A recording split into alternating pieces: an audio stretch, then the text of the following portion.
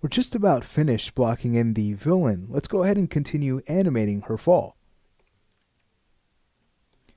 So in the following pose, naturally, she should start to descend.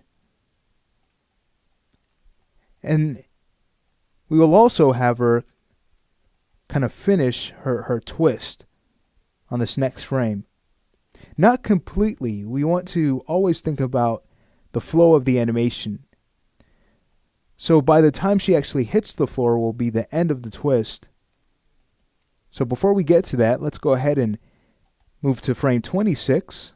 We'll grab all of her controls. Again, move to more of a top view and have her translate back in the x-axis. Just a little bit more. We'll go ahead and scrub through and see if we like the distance, considering the speed. Might want to translate her back a bit more here. Feel free to hit play also. See, that's pretty good. So we can start to now bring her down, maybe back just a bit more. But not too much. Okay, great.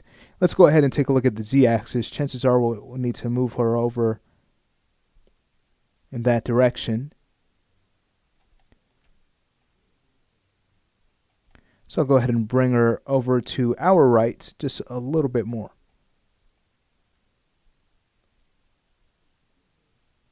Okay, great.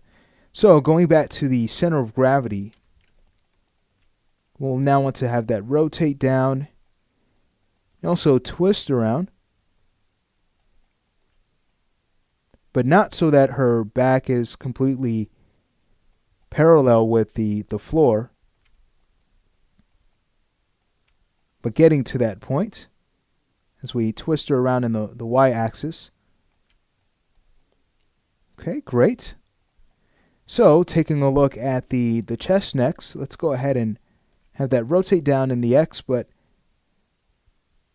remove some of the twist in the y-axis.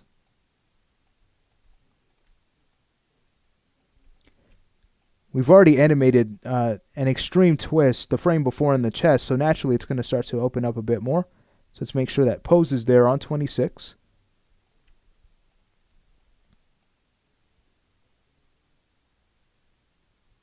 Okay. Now, going to the right arm. Again, looking at the twist. Have the sword kind of rotate over and around. Then bring the arm around also. Do the same thing for our elbow control, so the arm does not flip. So we'll just have that arm swing around. Correct the shoulder.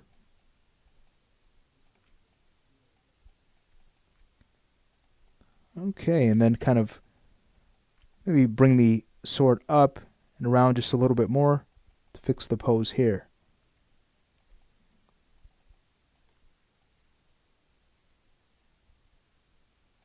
Okay, great.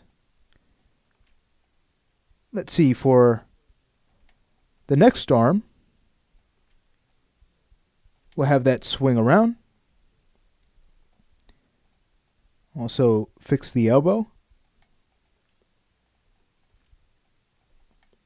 And taking a look at the wrist, want to have that rotate around.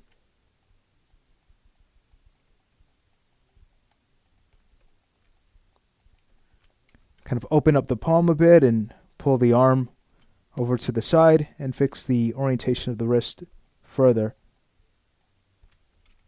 Maybe bring the arm down slightly.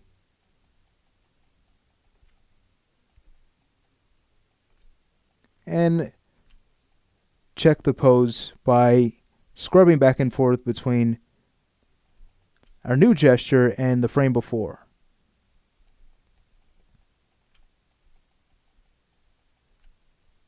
Okay, I might want to bring the arm up a bit more here.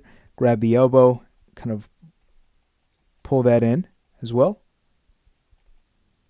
to fix the angle of the arm. And then we can go ahead and correct the shoulder.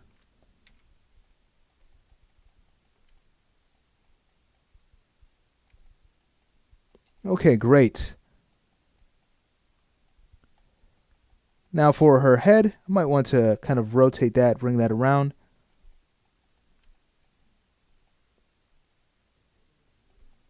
She's coming out of the twist.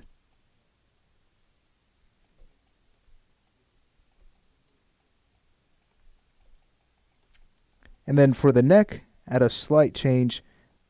Kind of rotate that over to our right. Just kind of straighten it up a bit more. And also rotate it down.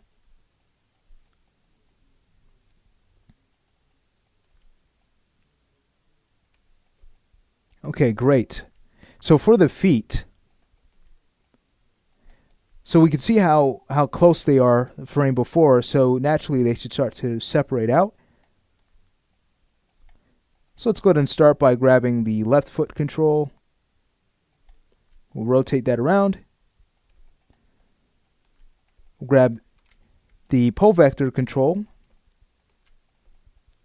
Make sure we fix the orientation of the leg. Okay, great. Now we could have that start to spread so it's further, a little bit further away from the right leg, and rotate the foot down also.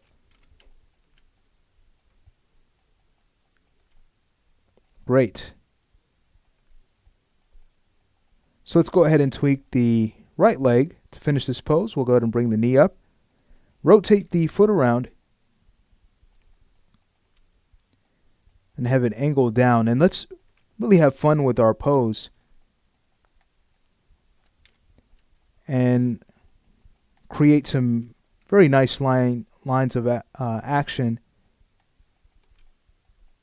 just to make this as appealing as possible.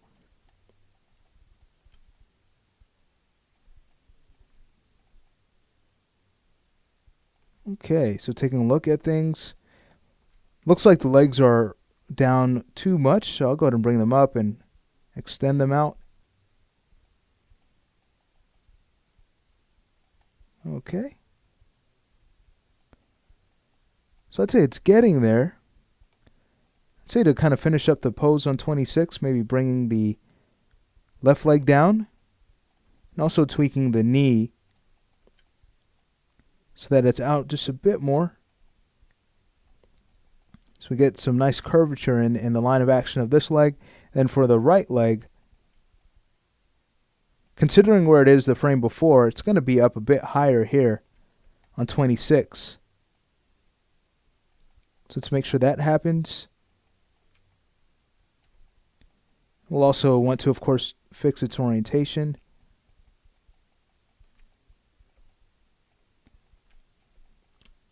And fix the angle of the knee. Also bringing that over towards the left foot.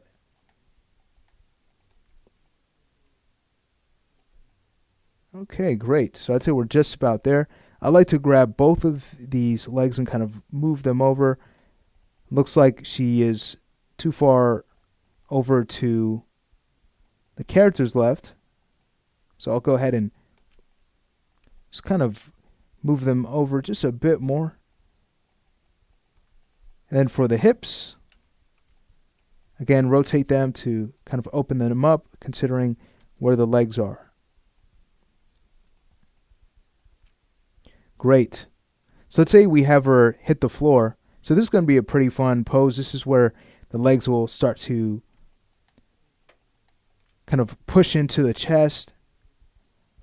We'll want to have her back hit first. Let's go ahead and animate that. We'll go to frame 29, that is. Grab her animation controls. Translate her back slightly here.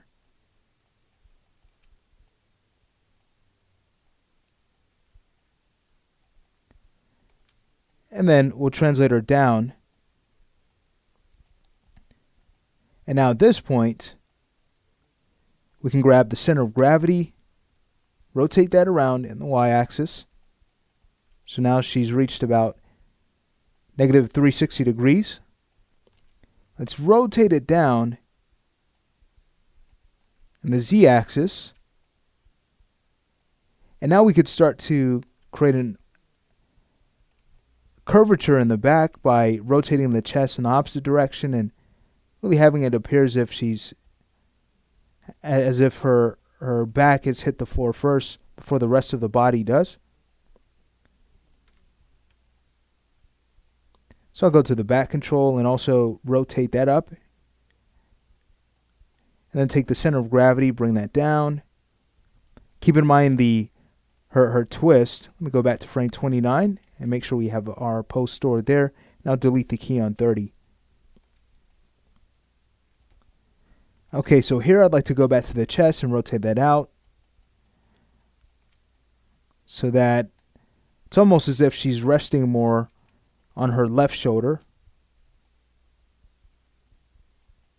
Okay, great. For the right arm, what we'll do is have that move over and up. Again, thinking about follow through. We'll have the blade angled up and the arm brought down. Then we'll need to tweak the right shoulder. Okay, let's go ahead and grab the left arm. Just about done with this pose, believe it or not. After this, it's just a matter of just quickly posing out the legs.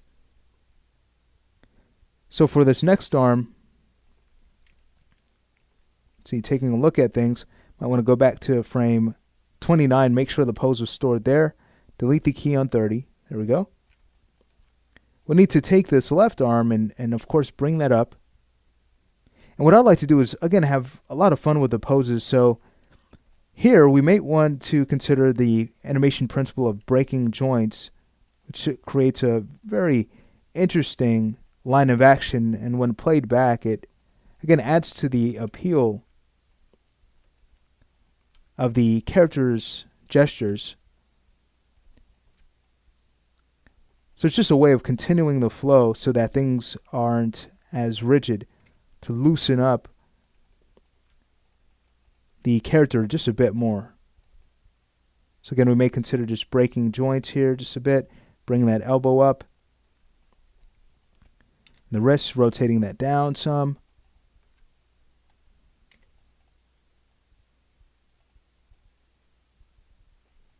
Okay, and then of course tweaking the shoulder, fixing that. I might zero it out on frame 29. And then to kind of rotate that up to fix it up a bit more. Okay, great. All right, so at this point, let's go ahead and tweak the legs to finish up our work here. We'll go ahead and grab the left leg. And again, really have fun with the angles here. We can go ahead and have the knee closer to the character's chest.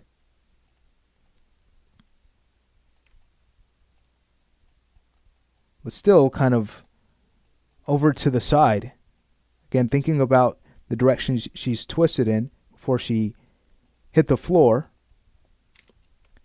It's not just going to stop, it's that momentum will continue.